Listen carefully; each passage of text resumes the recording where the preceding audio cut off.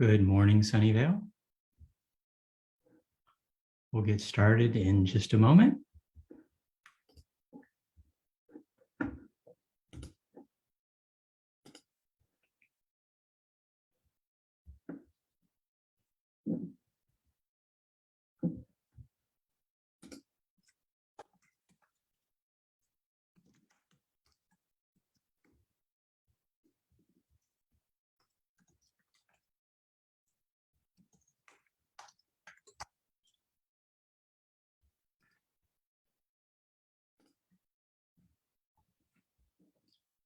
As far as the art, and I'm still highlighting Sunnyvale artists, but to start this off, I've been doing art from our travels around the world.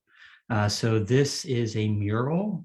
It's almost guerrilla art from Mexico City, and so definitely, and I'll say on all of our travels around the world, I most always take art, whether or not that's sculptures or murals or inside art, art studios and museums. It is always a fun thing about traveling around the world and seeing art in person and kind of different takes of art.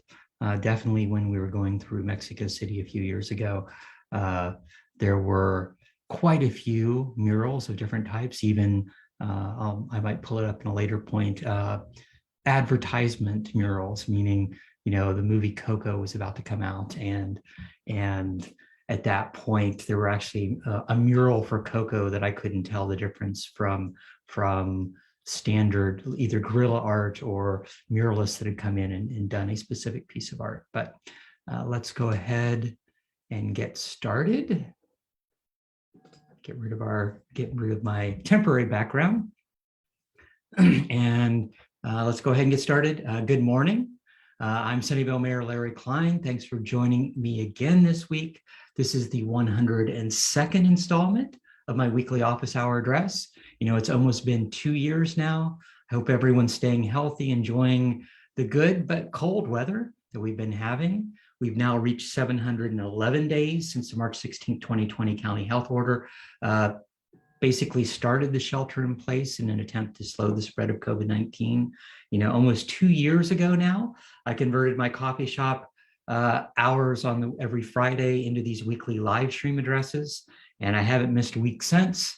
I usually now follow these live stream addresses up with in-person meetings at Bean Scene on Murphy Avenue. So if you want to meet with me, reserve 15 minutes, 30 minutes, just reach out.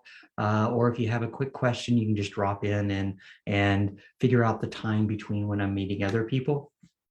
But people still say they really enjoy hearing from their mayor every week during this session. It allows me to take a look over what's happened in the last few weeks, give you updates, some news, answer some of your questions, and provide just general words of encouragement. So thanks for allowing me to continue to represent you and work for Sunnyvale as much as I can. About over 6 months ago, I began changing my art every week, and I didn't give the artist last week, so I thought I would pull this back, and I really enjoyed this piece. So this piece is called Mountain. It's by Snadeep Iana, and very large piece. I really enjoy the mountainscape so if you want to purchase this piece, if you want to get in contact with the artist, just reach out to me and I'll put you in contact with the artist in case you want to purchase this or similar works that artist might be creating. And let's go ahead and get started and talk about what happened at the federal, state, county, and city level over the last 2 weeks. Last Monday, at a state level, Dr. Galley said at a press conference that the state will continue to require masks in schools. And so this was part of the opening up of the mask mandate. And so they're supposed to, Dr. Galley said, that they will reassess the requirements for schools and make an announcement at the end of this month on what the new date will be for unmasking. But ultimately, that will be around the case rates, the hospitalizations, what that mandate is will ultimately go around, how well we're vaccinated and kind of data-based at the end of the day. And then on Tuesday night, last Tuesday, council swore in our new council member, Tony Spitaleri.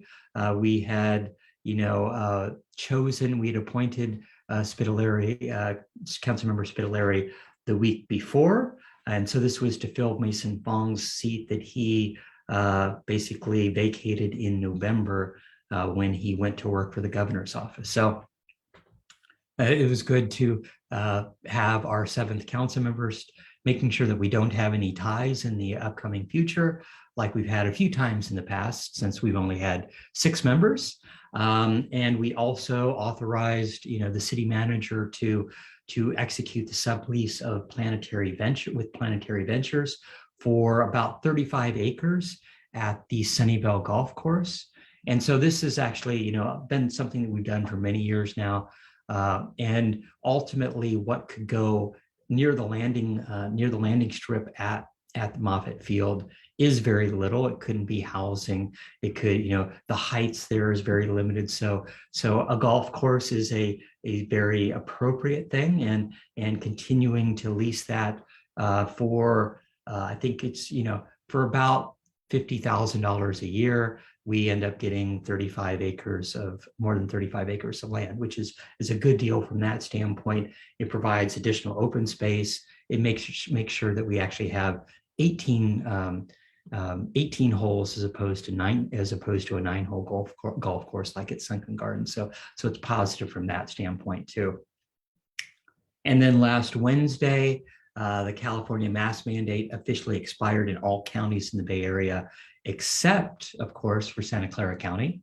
And, this is the statewide thing. And LA County was another county that decided not to lift the mask mandate yet. And we'll talk a little bit about LA County and Santa Clara County a little bit later. But, even though it was lifted statewide, emergency shelters, cooling centers, warming shelters, homeless shelters, long-term care facilities, healthcare settings, correctional facilities still require masks. So from that standpoint, they have been lifted for the majority of the state, although transportation, other things, you still need to actually wear your mask, public transportation.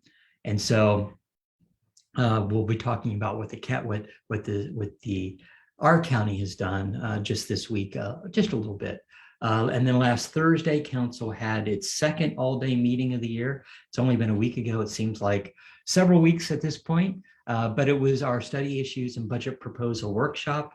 And, it was actually good, to talk about. And this is, we're pretty unique that we take proposals from residents, from commissions, boards and commissions, from council members, to study things from city staff, to study things and figure out what the economic impact is, how we implement those kind of on a yearly basis. So we have this kind of gatekeeping meeting where we end up ranking all the items that are proposed, rank or defer or drop, either because they're not feasible from a city standpoint, or they're already being done in a different way.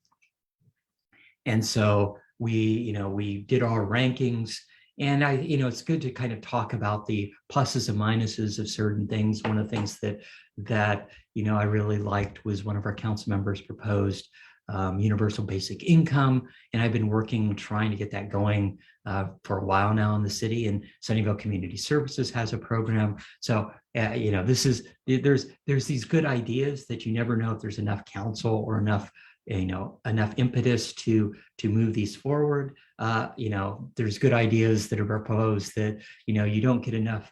It's either dropped because it costs too much, or one of the ideas I proposed many years ago was an Evelyn Trail, and it took a few years. We ultimately didn't study it. We ended up putting it as part of the ATP, but that was funded by the state last year. So the concept of an Evelyn Trail was something that came up from these study issues. And so universal basic income, we ranked everything. Doesn't mean that everything that's ranked gets funded. This is the whole thing of based upon city staff bandwidth as well as cost, how many consultants we bring in, how much community outreach needs to be done. And then conceivably to implement some of these things, is long-term funding requirements. and whether or not that short-term grants or long-term funding becomes a big question. So, the biggest thing that came, for the top, from a department by department standpoint, the biggest things were,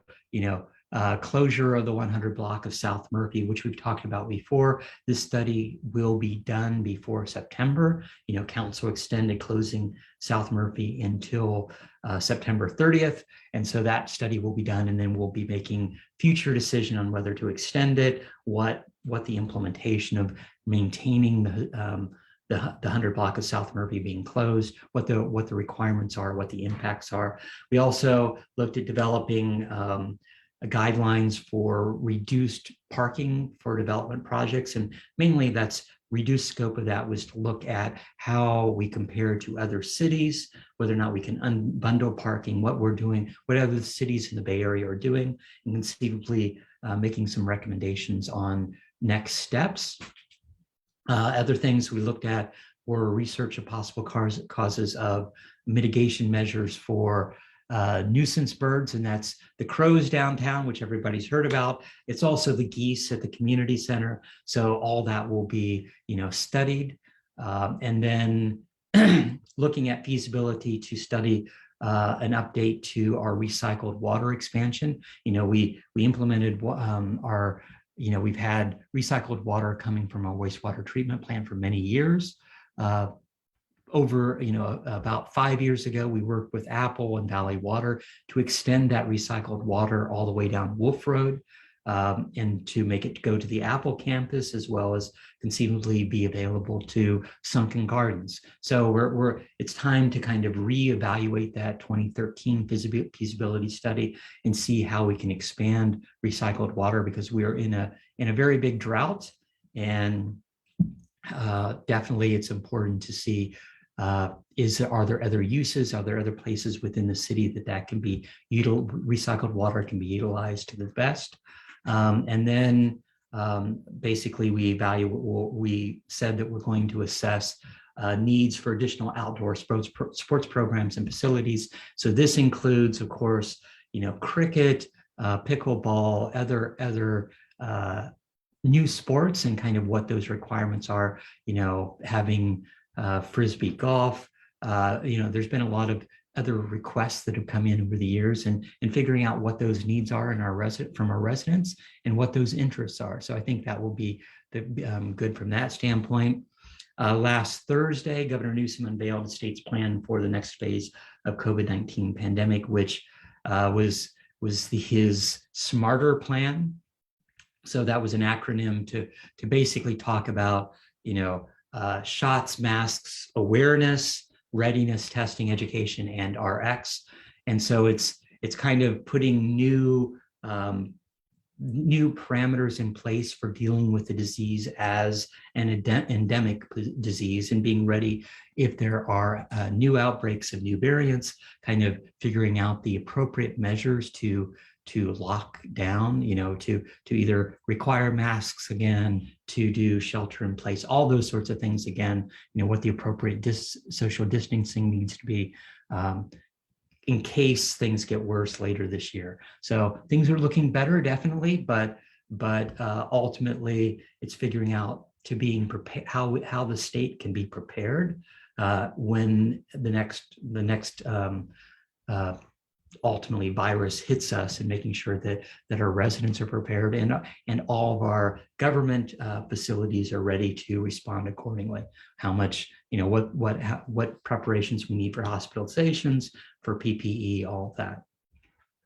Monday, of course, was President's Day. I hope everyone enjoyed their long weekend.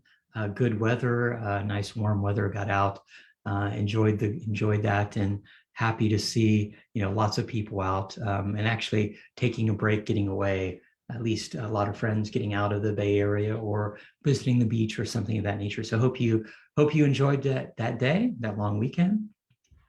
On Tuesday, and actually Tuesday afternoon, the Sunnyvale Downtown Association had its grand opening. And so the Downtown Association has been, active for decades inside of our city.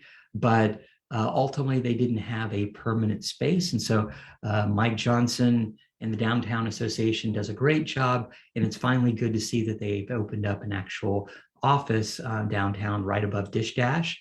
But, you know, that whole team has done a great job, especially during COVID. You know, they, and you know, for the last almost 20 years, they, you know, manage all the music events and all the other events like the tree lighting, the wine walk that happened downtown that everybody loves.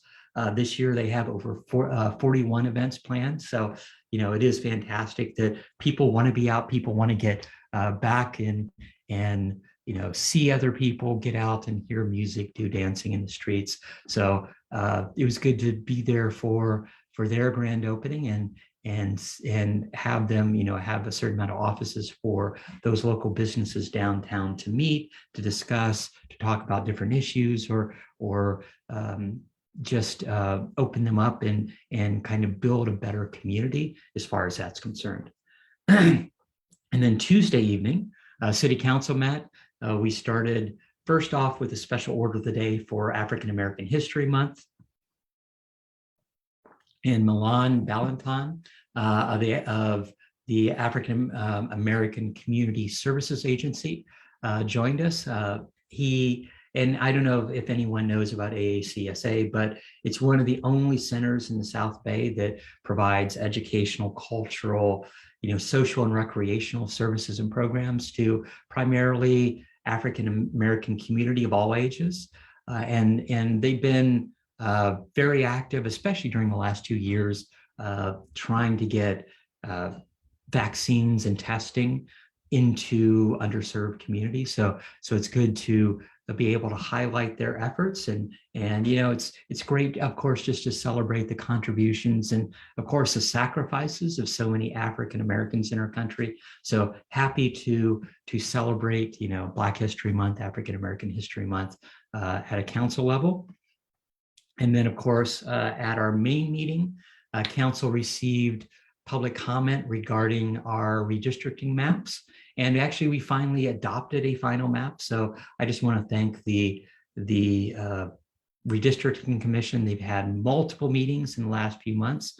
And this was the whole effort of a redistricting. And, you know, we divided the city into 6 districts just about 3 years ago. We had our first district elections to the first 3 districts. Of course, the census happened, and you know, by our charter or by our definition of redistricting, we needed to, of course, then redefine those district boundaries based upon the census. So every 10 years we'll be redistricting, and there were questions about, you know, when we created this redistricting commission, what would happen, you know, whether or not there was too much influence from city council. And I think the process went really well overall.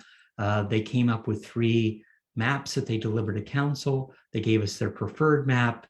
Council could have decided to go back and say that they would like to see a few more changes, but we ended up choosing the preferred map from that standpoint. And I think the process worked very well in general. And the changes weren't that bad. I would much prefer to only to define the 6 districts once and then start having district elections. But we expedited that process, and it worked out well. We had a lot of good community input. We had a lot of members come together, and so overall, I think it was a good first attempt at redistricting. And you know, I'm happy that we got through that process quickly, because you know, we had until basically the second week of March to give the county registrar all of our information based upon for the redistricting to meet their deadlines.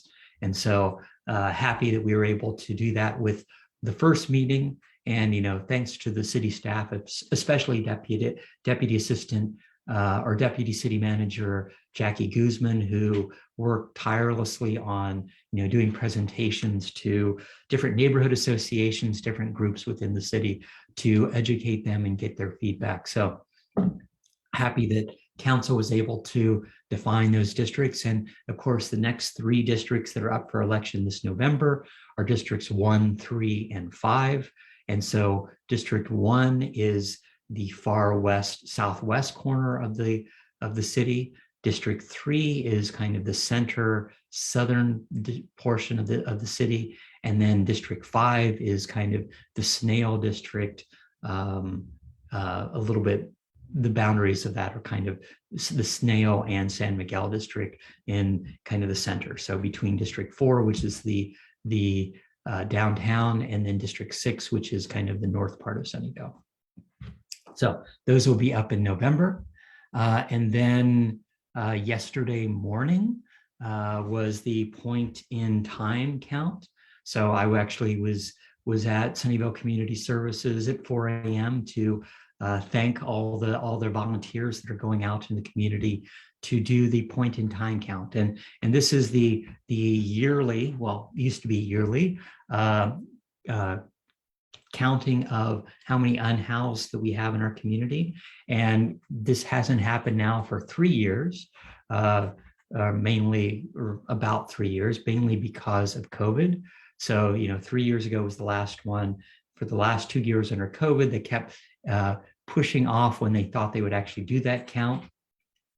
That was impossible because of restrictions and everything else. And so finally, this year, they've had it for the first time in 3 years. And so I was there to thank those volunteers who got up early on a cold Thursday morning and went out and figured out, did some sort of count of the people, the unhoused that are living in their cars, living in RVs, living in tents, or just out in the community. So from that standpoint, I thank them for that effort. And that also will directly affect how many, what kind of funding we get. And I think so getting that good count is really important at the end of the day. Yesterday, of course, Santa Clara County Health announced that it will be or should be 1 week away from when we can finally take our masks off inside of restaurants, stores, and other indoor places. So health officials announced that the plan to lift the mandate would be next Wednesday, March 2nd. So everyone can look forward to that. I think there's still a lot of people that will wear their masks in most of those settings. We're the last county in the state to ultimately lift their mandates. LA County lifted theirs today. So under the state rules, of course, masks still need to be worn, on when you're on trains, on buses, when you're in any transit system, and of course, all the high risk locations, nursing homes, hospitals, jails, and unvaccinated people must continue to mask up indoors, although few are being asked to provide any inoculation status. So if you're unvaccinated, you're still supposed to be masked indoors. That being said, there is not a requirement to check for that status for all the businesses, because that became an issue also of having paying a staff member that's just checking vaccination status. And that's one of the things where we've been, from a county standpoint, we've been a lot more restrictive, let's say, on masks. We haven't went as far as some counties that actually required vaccination status to be checked at a lot of places. So we've been kind of more stringent in certain places and less in others. And then, of course, today, the CDC, kind of along those same lines, will be changing its masking guidelines, and not really sure exactly what that's going to be, but what I've heard, at least in general, is the regulations will be putting more emphasis on hospitalizations and not case rates. So we'll see where that goes later today. And then, of course, I think that's it, at least from an update standpoint. Let's go ahead and get to our weekly COVID numbers. COVID numbers continue to fall, across the nation. So that's been fairly positive. From a national standpoint, we've now reached 78.5 million cases. That increased by another 1.4 over the last 1.4 million over the last week. But nationally, we've had about 253 million vaccinated with at least one dose. That's 81% of those 5 and older, and 87% of adults that have at least one dose. and 75% of adults are fully vaccinated. So we're looking good from a national standpoint. We still have people dying because of COVID. We've now had 939,000 deaths, another 13,000 in the last week. In the next month or two, we will definitely surpass 1 million deaths related to COVID, or people that have passed with COVID. And then from a California standpoint, we've had 8.3 million positive cases. We're now about 11,000 cases a day, which is, way down from, 18,000 a week ago, 32,000 2 weeks ago. We're still not back to the 5,000 a day we were back in the fall, but we're slowly getting there. And we've dropped to about a 3.8% test case positivity rate for the last 8 weeks. So we still have people, passing away with COVID. We're now had over 1,200 in the last week. So we're now reached over 83, almost 84,000 people that have died with COVID in California alone. And then on a positive note, we've administered over 71 million vaccines. That's another about another 400,000 just in the last week. And from a county standpoint, our case count continues to go up, but it's not going up that quickly. We had about 2,500 cases a week ago. That's half as many as the 2,500 cases in the last week. That's about half as many as we had a week ago at 5,000 from week to week. And so we had over 303,000, almost 304,000 cases. And we've had 2,102 deaths in the county. That's 20 additional deaths in the last week. 93%, almost 94% of those 18 and older are fully vaccinated, and 68% of those that are eligible for the booster have already received it. So people are getting boosted. People have been vaccinated. It's actually very positive from our county standpoint.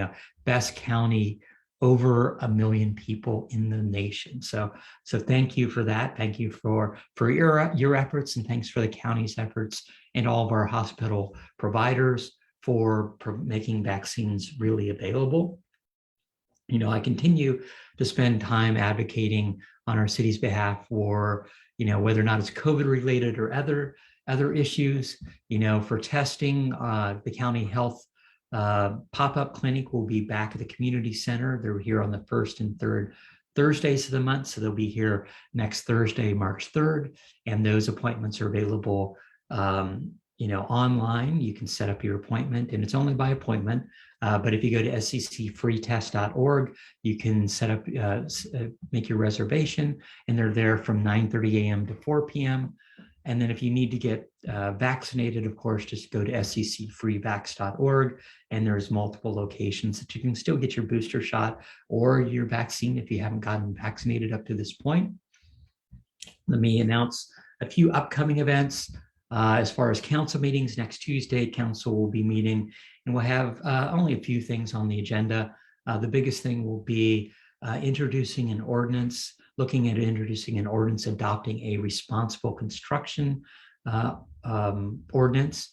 And so, this proposal is for the city building inspectors would not sign final inspection if the contractor fails to provide pay certification that their employees are being paid at least minimum wage, and that the city hasn't received a complaint on unpaid wage theft judgment for that specific developer. So it's, this is trying to make sure that all the development that's happening in the city is, meeting requirements. And, we've had a lot of people trying to make sure this, we had a wage theft ordinance a few years ago that I was happy to help co-sponsor. And this is a similar sort of effort to make sure that in the construction industry that there aren't judgments, so wage theft judgments happening for workers working on specific sites. So all that is positive. It's like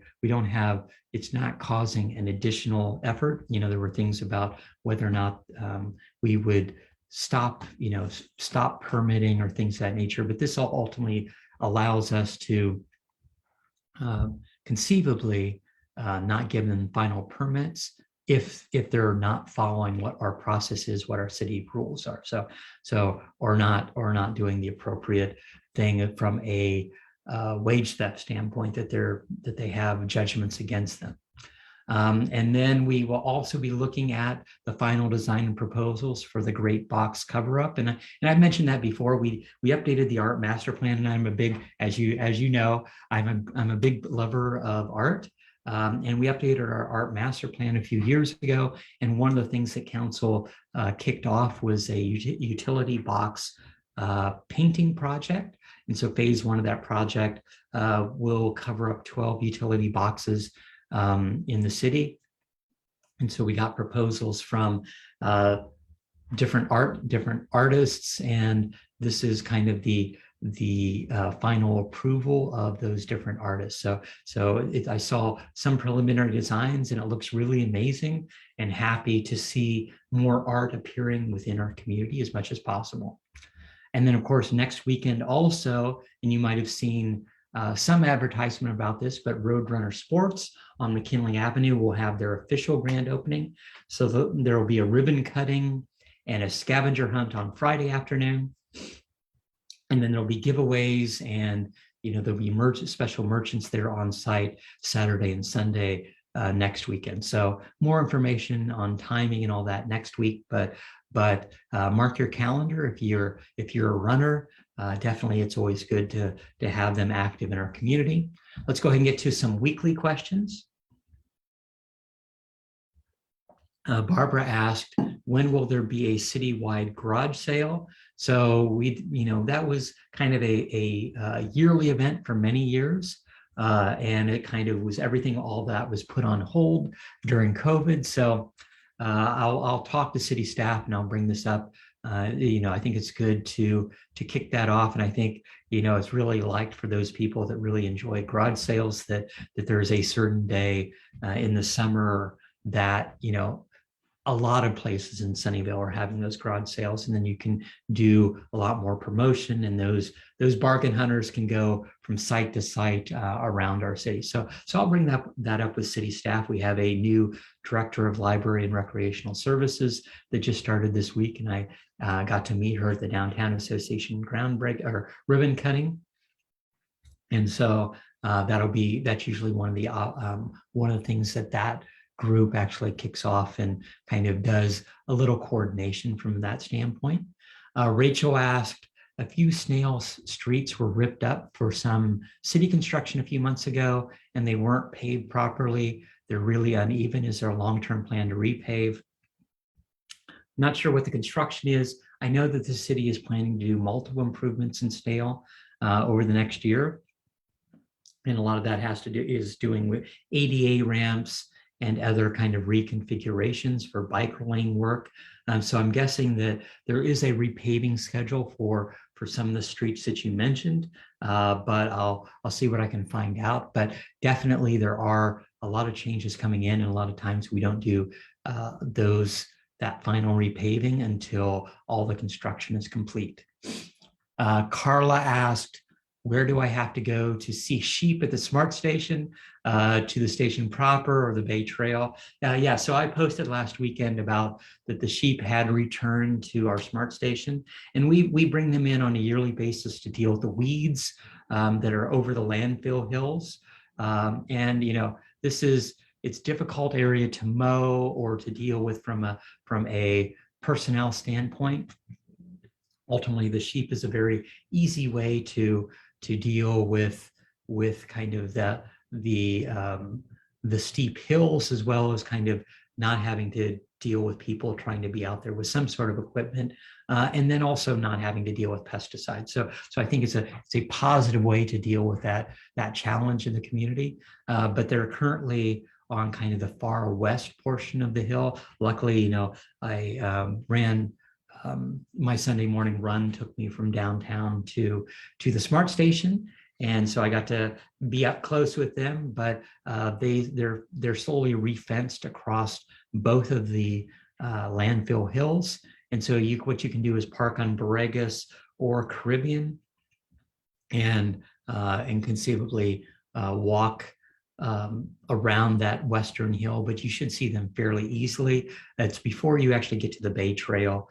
So it's on that landfill property, and we have several paths that kind of circle those properties that you should be able to get relatively up close to the sheep. And I've already seen some photos from people and some videos from people who happened to visit last week. So or sometime during this week. So yes, it's always good to see them out. It's about 100 sheep, and actually very interesting, especially since they haven't been shorn yet. So very heavy coats and lots of interesting colors, and a few with horns. So definitely go by if you get a chance. Eric asked, any idea when the overpass on Fair Oaks and Evelyn will be done? It should be sometime this spring. Last I heard it was going to be April. So we're about 2 months away. Fingers crossed, hoping that there's not any other supply chain issues that might be there. Betsy asked, I have concerns about a development proposal for medical offices and housing at the corner of Fremont and Mary. Multiple residents are worried about privacy issues in their glass-walled Eichlers nearby. So I haven't had a chance to meet with the developers yet. The application to the city hasn't been finalized. They did submit a preliminary application. And I know they've met with several of the neighbors so far, but several years ago, the city identified future village centers, and the corner of Fremont and Mary was a potential village center. That was a mixed use possibility. So looking at changing what's just, and most of that corner is offices or retail in some way. And so this proposal, so I've reached out and heard, but this proposal is for the medical center. So the medical center that's at the northeast corner of Fremont and Mary would ultimately be changed into a new medical center, but have medical offices as well as housing. And so the preliminary proposal would be 114 units of housing, 35,000 square feet of medical offices, as well as a new public park. So I do think that there's some positives as far as that's concerned. It's putting, the height mainly at the corner. At Fremont and Mary, it's creating a park area. So I think there's a lot of positive things of that, but it's still very preliminary. I haven't seen what that plan looks like. So I will kind of go back and take a closer look as far as that's concerned. Let's see if there's any questions. I walk by, Brent asked, good morning, Mayor Klein. When I go on my walks, I walk by Fair Oaks Park. And when will the Magical Bridge Playground be done? It's actually getting very close. That's supposed to open in the spring. I haven't heard an actual date yet, and we'll see how, it's a similar sort of thing. If we get rains, and not that it's been a pretty dry season, so that's actually, that park has been going, that renovation at Fair Oaks Park, and the addition of the Magical Bridge Playground has actually been going fairly well. So happy to see that going. But last I heard, it was probably April or May. We'll see when that finally comes to pass, and definitely there'll be a big ribbon cutting grand opening for Fair Oaks Park, because I know a lot of people are waiting to see that happen again.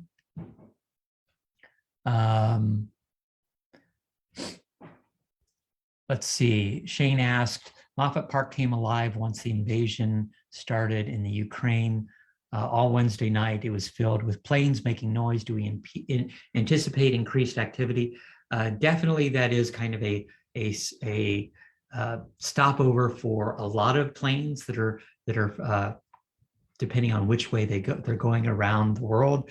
That is one of the main West Coast locations that a lot of planes go, and especially if there are federal officials coming, but it is preparation. There's a lot of different operations that happen that are West Coast based, but it's also sometimes a very active place depending upon what's happening in the world. And my heart goes out to those people that are in the Ukraine right now, and not sure how much of our operations, most of our operations are going into Europe, but a lot of times there still is activity here on the West Coast as far as that's concerned. I think that's all my questions for this week. Definitely, if you have questions, you can always have the opportunity to send them to me, and I'll get to them wherever I can in this weekly session. But let's go ahead and wrap up. Thanks for joining me yet again this week. COVID continues to cause some struggles. Things are definitely getting better, especially in our city, in our county. But I just want you to know that no matter what the challenges we face, we'll do this together. I'm always proud of our city and our response to COVID. I'm thankful for how our residents help others and serve their community in many ways. Providing food, providing blankets, knitting baby blankets and hats for people. But issues continue to come up, but your actions and especially your attitude always make a difference. I'm thankful for what I hear from our residents on a weekly basis of how they've helped out people, or the assistance they've needed the assistance they've received when they've needed it. But Sunnyvale will emerge from this as a stronger community. We are in this together, and we will get through this together. Thanks for listening. Have a great week. Goodbye.